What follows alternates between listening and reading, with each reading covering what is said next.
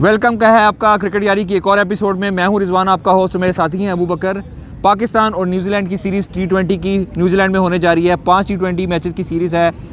नए कप्तान हैं शाहीन अफरीदी, लेकिन कुछ जो लाइनअप है उसमें आगे पीछे हमने देखने में मिला है और कुछ अंदर की खबरें भी हमारे पास मौजूद हैं। सुनने में यह है कि देखें, हमारे पास आपको जैसे जानते हैं कि बाबर और रिजवान की एक शानदार जोड़ी थी जिसने 7 सेंचुरी ओपनिंग स्टैंड दिया पाकिस्तान को, जो कि अपने आप में भी एक रिकॉर्ड है और ये बहुत ही सक्सेसफुल जोड़ी रही। लेकिन साइम अयूब, जो कि बहुत ही एक अच्छा उभरता हुआ टैलेंट है, उनको टीम में इंक्लूड किया गया है। मैं ये समझता हूँ कि नए ब्लड को लाना अच्छी बात है, लेकिन आपको किसी तरह ये भी जस्टिफाई करना होगा कि जो पुराना चल रहा था इसको आप ये क्यों चेंज करना चाहते हैं। चले हम ये मान लेते हैं कि बाबर का प्लेइंग स्टाइल जो है आप तो समझ सकते हैं कि थोड़ा सा ऑर्थोडॉक्स है और शायद मे बी T20 के लिए उस तरह नहीं है। लेकिन जो सबसे सनसनीखेज बात है वो ये है, बकर मुझे बताइएगा, कि रिजवान को पहले स्लॉट से हटाया गया और कहा गया कि साइम अयूब के साथ फ़खर जमान को रखा जाए। मुझे बताएं इसकी क्या वजह हो सकती है। अच्छा, ये मैं एक चीज़ इसमें बताता चलूँ, ये तो वही होने जा रहा है, कौवा चला हंस की चाल अपनी भी भूलने जा रहा है। मतलब आपके लिए जो चीज़ें वर्क कर रही थी आपने वही ख़त्म करना शुरू कर दी हैं। आप देखें, बाबर आजम और रिजवान की जो ओपनिंग जोड़ी थी, 4 150 प्लस के उन्होंने स्टैंड दिए हुए हैं और इतने मैचेस जितवाए हैं। आप कभी इंडिया से जीते नहीं थे, वो भी आपको इन दोनों ने जितवाया। अब आप जा रहे हैं हार्ड हिटिंग जो ओपनर है उनकी तरफ जा रहे हो। जो PCB है, वो न्यूज़ आ रही थी कि वो चाह रहा था कि फ़खर जमान और साइम अयूब ओपनर हों हमारे, ठीक है। PCB कौन है? PCB आजकल आपको पता है कौन है? मोहम्मद हफीज़ है, जो कि डायरेक्टर भी हैं, कोच भी हैं, सब कुछ वही हैं। तो वो चाह रहे थे कि बिल्कुल दोनों को निकाल के बाहर फेंकूँ मैं टीम में से, बाबर और रिजवान को, और ओपनर लेके आऊँ मैं साइम और उसको फ़खर जमान को। मुझे थोड़ा सा आगे, अब हफीज़ की बात हो रही है, ये सारा जो चक्कर है, सारी गेम है, बार बार हफीज़ का नाम आ जाता है। मुझे या हमारे नाजरीन को ये समझाने की कोशिश कीजिए कि लाइनअप के अंदर ऊपर नीचे इसमें कोच डायरेक्टर का कितना अमल दखल होता है? बहुत ज़्यादा। या ये सिर्फ कप्तान की से के ऊपर होता है? नहीं, कप्तान की कोई से नहीं होगी। कप्तान give a shut up call to director coach, please stay away from this. नहीं दे सकता, क्योंकि कप्तान किसने बनाया? इसी ने बनाया। कप्तान अगर देगा, आपने देखा है बाबर आजम की क्या हालत कर दी इन लोगों ने। तो वही हालत इसकी भी हो सकती है। ये जो कर रहे हैं, मैं आपसे ऑन प्रिंसिपल पूछ रहा हूँ कि क्या से हो सकती है? क्या कप्तान कह सकता है कि प्लीज स्टे अवे? कोचिंग का काम कोच करना है, ये बताना है कि लाइनअप आप ऊपर नीचे क्या रखें। वैसे अगर आप वो देखेंगे ना, कागज़ों में तो ऐसा ही होता है कि जो चीफ सेलेक्टर है और कैप्टन को मिलकर टीम बनानी होती है, लेकिन यहाँ पे ये नहीं होता। यहाँ पे कोच ही सबका अब्बू बना होता है, कोच ही टीम बना रहा है, कोच ही कैप्टन। यहाँ पे जो मैं आपकी बात समझने की कोशिश कर रहा हूँ कि वहाब रियाज का अमल दखल कम है, उसका कम और हफीज़ की इन्फ्लुएंस ज़्यादा है। हफीज़ की इन्फ्लुएंस ज़्यादा है। इवन के जो टीम सेलेक्ट हुई है ना 15, उसमें भी हफीज़ की ही ज़्यादा से है। और दूसरा आप देखें, वो चाह रहा था कि दोनों ओपनर मैं चेंज कर दूं और नए ओपनर लेके आऊं। अब अचानक से आप चेंज करोगे ना सारी चीज़ें, तो उल्ट पड़ जाएंगी आपके गले में। वर्ल्ड कप आपका सिर्फ 4-5 महीने दूर है। इसमें मैं 2 क्वेश्चन आपसे हैं। पहला तो मुझे ये बताइएगा, पहला एक जो साइम अयूब में मैं बाद में आऊँगा, हमें पहले हमारे नाजरीन को ये बताए कि जो रिजवान का वाकया है इसके बारे में कुछ बताएं कि पहले वो ओपनिंग का पार्ट थे और फिर बाद नहीं थे और फिर बाद में हो गए। हाँ, वही मैं उसी चीज़ पे मैं वो रोशनी डालना चाह रहा था कि रिजवान पहले ओपनिंग का पार्ट थे।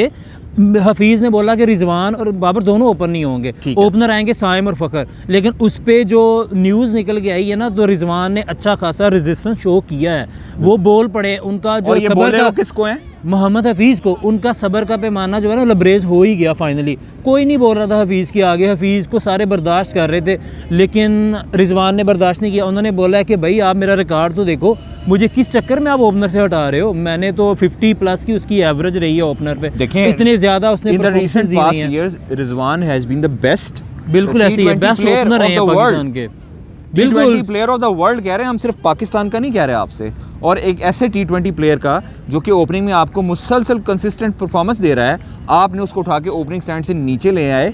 और मुझे ये बताइए कि सबसे हैरत अंगेज़ बात जो मुझे लग रही है कि रिजवान का टाकरा हो रहा है हफीज़ के साथ, जहाँ पे शाहीन शाह अफरीदी की क्या हैसियत है as a captain? Shaheen Shah Afridi तो वैसे तो रिजवान के दोस्त हैं और वो कभी नहीं चाहेंगे कि रिजवान को इस तरह से नाराज़ करें। और मुझे जो लग रहा है ना, शाहीन शाह अफरीदी की वजह से ही मोहम्मद रिजवान को वाइस कप्तानी मिली है। अच्छा, ये वाइस कप्तानी का आपने जिक्र किया। हाँ, उनको अब उन्होंने टकराव दिया हफीज़ को और बदले में उनको अपना ओपनिंग प्लेयर स्टैंड भी मिला और वाइस कप्तानी भी मिल गई। तो छीनी किससे वाइस कप्तानी? इससे वैसे आपको मेरे ख्याल में इस चीज़ का अंदाज़ा हो जाना चाहिए कि मोहम्मद हफीज़ के दिन अब कम है, क्योंकि पीसीबी को भी आइडिया हो गया है कि रिजवान जो है ना वो यहाँ ही स्टे करने वाले, यहाँ रुकेंगे। हफीज़ 1-2 महीना है मैक्सिमम, अच्छा। उसके बाद हफीज़ नहीं होंगे। तो जो मैनेजमेंट, जो पाकिस्तान के जो चेयरमैन है ना, वो गए हैं रिजवान की तरफ। उन्होंने रिजवान को ओपनिंग स्लॉट भी वापस दिलवा दी है और उनको वाइस कप्तान भी बना आप दिया मुझे है ये टीम का। बताएं बकर, मुझे ये बताइए कि वाइस कप्तानी आखिर किससे छीनी है और उनको क्यों दी है? यार शादाब खान से छीनी। अब देखें शादाब खान के साथ क्या हुआ है, वो ओडीआई वर्ल्ड कप में फ्लॉप हुए हैं। ओडीआई के वो बॉलर कभी थे ही नहीं, इसलिए वो T20 के थे वो। हाँ वो टी20 के वो अभी भी अच्छे बॉलर हैं, बैटिंग भी अच्छी करते हैं। तो आपने ओडीआई की परफॉर्मेंस की बेस पे टी20 से एक बंदे को अचानक से उठा के बाहर फेंक दिया। क्या उसका ससुर जो कोच था वो चला गया तो उसकी सारी पावर खत्म हो गई? ये पाकिस्तान का नहायत ही मैं समझता हूँ कि ये सिर्फ क्रिकेट में नहीं, शायद हमारे हर तरह के जो डिपार्टमेंट्स हैं, हर तरह के जो महकमे हैं, उनके अंदर भी शायद ये कल्चर होता है। शायद ये हमारे कल्चर का पार्ट ही है। आप ये देखें कि बाबर गए, उनके साथ वाइस कप्तान थे शादाब खान गए, सकलैन वगैरह कोच ये चले गए। हाँ, अब सकलैन गया तो वो भी आपस गए, में शादाब भी। रिश्तेदार जब आपके नहीं हैं तो आपकी बैक नहीं है तो आपको उठा के कोई भी आसानी से बाहर फेंक सकता है। अब हम ये भी देखते हैं शाहीन शाह अफरीदी ऑस्ट्रेलिया चले गए हैं तो शाहिद अफरीदी अपना पूरा ख़ानदान लेकर ऑस्ट्रेलिया पहुंच गए हैं। भाई उनका क्या काम है? एक बंदा जो है आप उसको फ्री ऑफ माइंड रहने ही नहीं दे रहे। मुझे तो ये शक है कि शाहिद अफरीदी आज भी सुबह अपने टिकटॉक पर लाइव थे, ब्रिस्बेन में वॉक कर रहे हैं जहांगीर खान के साथ। मुझे तो कहीं ये शक है कहीं अब अगली लैंडिंग उनकी न्यूजीलैंड में ना हो जाए। वो जाएंगे, लाजमी जाएंगे। और पाकिस्तानी जो टीम है ना, जो प्लेयर्स हैं, अभी नए बंदों की तो बात छोड़ दो, नए जो बच्चे आए हैं अभी आपने इंडक्ट किए हैं, जो पुराने प्लेयर्स हैं वो भी बहुत इनसिक्योर फील कर रहे हैं। उनको आइडिया हो गया कि यार आपने ये जो 2-3 जो सो कॉल्ड लेजेंड्स हैं ना पाकिस्तानी क्रिकेट के, शाहिद अफरीदी, मोहम्मद हफीज़ और इनके साथ बना के रखनी है तो ही आप टीम में सर्वाइव कर पाओगे, वरना बाबर आजम जैसा इतना बड़ा प्लेयर उसको भी निकाल के बड़े बाहर फेंक अफसोस दिया। की बात है जो नए आने वाले प्लेयर्स हैं जैसे साइम अयूब हैं, एक अच्छा उभरता हुआ टैलेंट है। हम ये तो नहीं कहते कि उनको लाना जो है बिल्कुल गलत बात है, लेकिन ऐसा ना हो कि उनको लाकर उनको भी ज़ाया कर दिया जाए। मुझे ये बताइएगा बकर, आपने ये कहा कि जैसे मैंने भी शुरू में जिक्र किया 7 सेंचुरी स्टैंड्स थे और कामयाब जोड़ी थी, लेकिन वर्ल्ड कप से पहले पाकिस्तान में हमने ये भी देखा कि हार्ड हिटिंग प्लेयर्स की कमी है। अगर हार्ड हिटिंग अच्छे प्लेयर हैं, साइम अयूब उन्होंने प्रूव भी किया मुख्तलिफ लीग्स में और डोमेस्टिक में भी, तो क्या उनको टेस्ट करना इतना मायूब बात भी नहीं है? मायूब बात नहीं है, इसमें वैसे कोई दो राय भी नहीं है। आपको थोड़ा सा टेम्पलेट तो चेंज करना ही करना था, अग्रेसिव अप्रोच, लेकिन ये नहीं है कि आप दोनों ही बिल्कुल धड़ल्ले वाले भेज दो। एक आपका जो सीजन कैंपेनर है मोहम्मद रिजवान, वो आए ओपनर, और मोहम्मद रिजवान भी ऐसा नहीं कि बिल्कुल स्लो खेलते हैं, अनऑर्थोडॉक्स हैं, अच्छी शॉट्स लगाते हैं, गुड लेंथ बॉल को भी छिक्का मार सकते हैं, तो रिजवान अच्छी ऑप्शन है। साथ साइम अयूब यंगस्टर आएंगे, एक अग्रेसिव एक ज़रा नॉर्मल खेलेगा, और उसके बाद बाबर आजम जो है नंबर 3 पे आ जाएंगे। तो मेरे ख्याल में कम्बिनेशन अच्छा बनने जा रहा है। फ़खर जमा के साथ ज़्यादती है, वो एज एन ओपनर ही खेलते रहे सारी उम्र, और अब बेचारों को नंबर 4 पे खेलना पड़ेगा, मिडिल ऑर्डर खेलना पड़ेगा। देखते हैं कि वो परफॉर्म कर पाते हैं। चलें, आपके साथ हमारे साथ यूँ ही रहेगा, देखते हैं हम सीरीज़ के दौरान क्या ये जोड़ी कामयाब हो पाती है कि नहीं। नई जोड़ी साइम अयूब की और रिजवान की। थैंक यू सो मच, अल्लाह हाफ़िज़।